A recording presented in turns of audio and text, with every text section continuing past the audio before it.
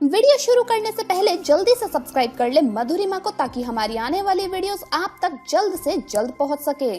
नमक को घर में इस जगह रखने से गरीबी कोसों दूर रहती है, साथ ही घर के कलेश भी हो जाते हैं समाप्त। इसी के साथ इस वीडियो में हम जानेंगे कुछ ऐसे वास्तु नियमों के बारे में जिनसे आपके घर में पैसा टिकने लगेगा, क्योंकि बहुत से लोगों की ये शिकायत रहती है कि पैसा घर में आता तो है पर जमा नहीं हो पाता और जल्द ही सारा पैसा कभी बीमारी पर तो कभी व्यर्थ के खर्चों में खर्च हो जाता है। तो ऐसे में ये वास्तु नियम आपके लिए मददगार साबित हो सकते हैं। तो पूरी जानकारी के लिए इस वीडियो को अंत तक जरूर देखिएगा।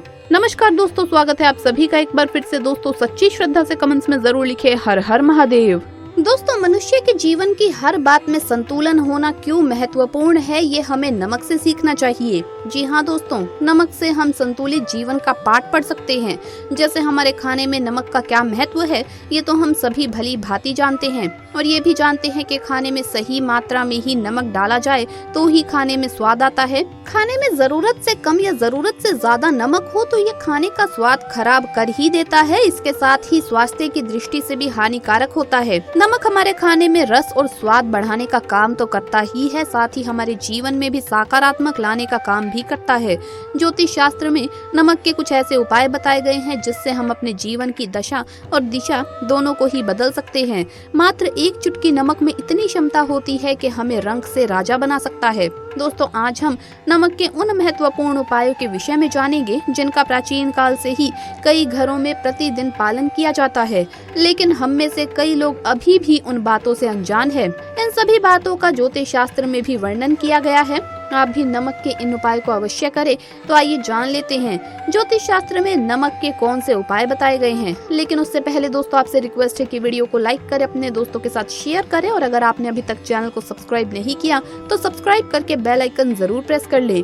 सबसे पहली बात, नमक सकारात्मक ऊर्जा का भंडार है। साथ ही इसमें इतनी ताकत होती है कि अपने आसपास के वातावरण में मौजूद नकारात्मक ऊर्जा को खींच लेता है और अपने अंदर की सकारात्मक ऊर्जा को वातावरण में संचारित कर देता है। इसीलिए दोस्तों घर के चारों कोनों में एक कटोरे में खड़ा नमक भरकर अवश्य रखें। पोछे के पानी में थोड़ा सा नमक मिलाकर पोछा लगाने से भी पूरे घर में सकारात्मक ऊर्जा फैलती है। अगर घर में बार बार कलेश होता है या परिवार के सदस्यों के बीच में छोटी छोटी बातों को लेकर अनबन होती रहती है तो आप नमक का ये उपाय अवश्य करें।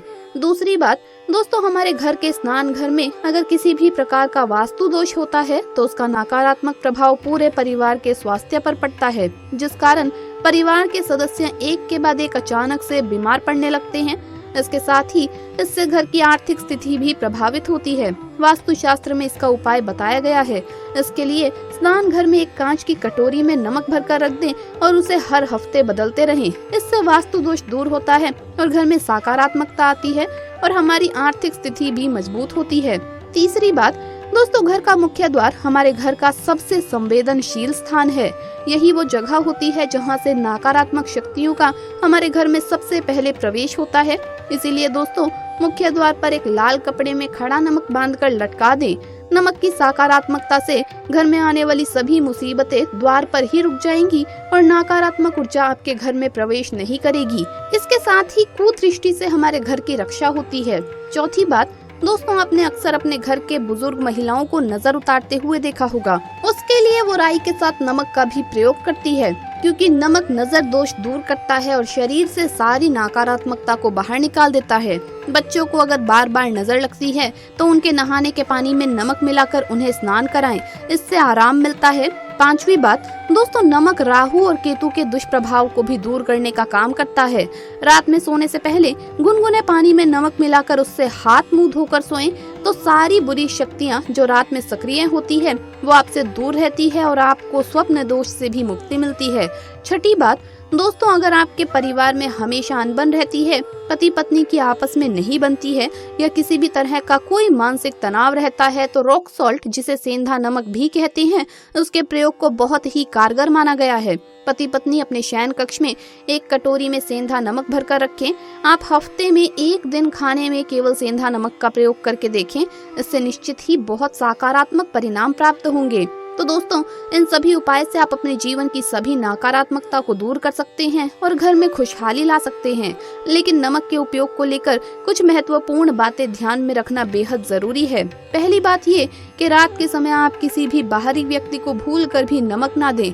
नमक कभी भी किसी को सीधे उसके हाथ में ना दें, बल्कि उसकी थाली में डालें, या फिर अगर आपको हाथ से देना भी पड़े तो सीधे हाथ से कभी भी ना दें, वरना उस व्यक्ति के साथ हमारा वाद विवाद हो सकता है। तीसरी महत्वपूर्ण बात है कि नमक कभी भी स्टील या लोहे के बर्तन में रखना नहीं चाहिए।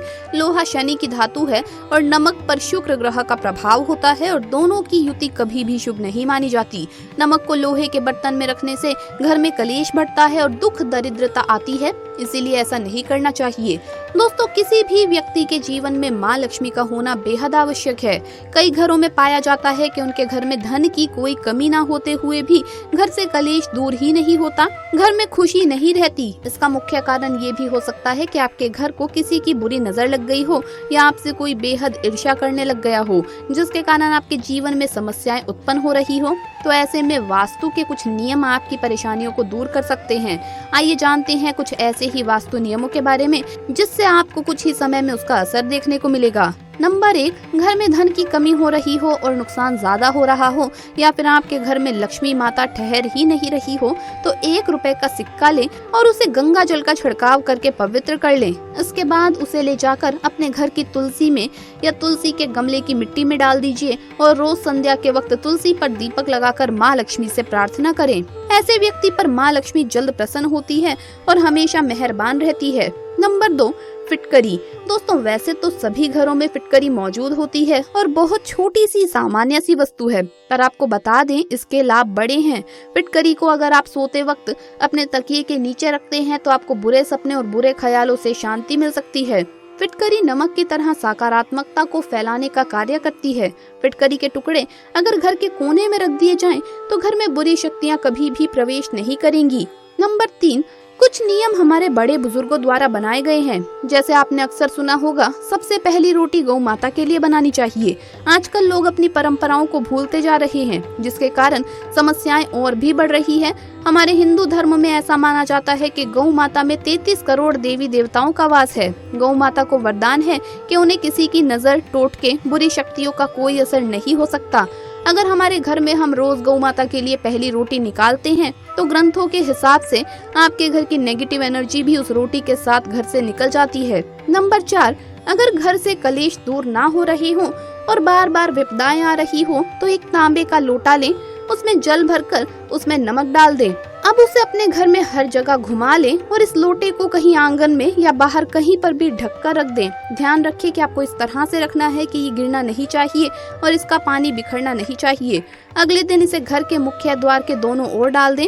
ऐसा हफ्ते में 2 बार, शनिवार और मंगलवार के दिन करें। आपके घर से नकारात्मक शक्ति, बुरी नजर, कलेश सब कुछ दूर होने लगेगा और आपको सकारात्मक ऊर्जा, खुशी और संतोष का अनुभव होगा। इसके अलावा रोजाना सुबह तुलसी में जल देने से भी घर में माँ लक्ष्मी का स्थायी रूप से वास होता है। माँ तुलसी जहाँ पर भी प्रसन्न रहती है वहाँ पर विष्णु जी हमेशा आशीर्वाद बरसाते हैं और ऐसे घर में माँ लक्ष्मी हमेशा वास करती है, तो इसीलिए ये कार्य आप जरूर करें। तो दोस्तों, आपको ये वीडियो कैसा लगा हमें कमेंट्स में जरूर बताएं। इस वीडियो को लाइक करें, अपने दोस्तों के साथ शेयर करें और अगर आपने अभी तक चैनल को सब्सक्राइब नहीं किया तो सब्सक्राइब करके बेल आइकन जरूर प्रेस कर ले। जल्द मुलाकात होगी अगली वीडियो में। हर हर महादेव, जय महाकाल।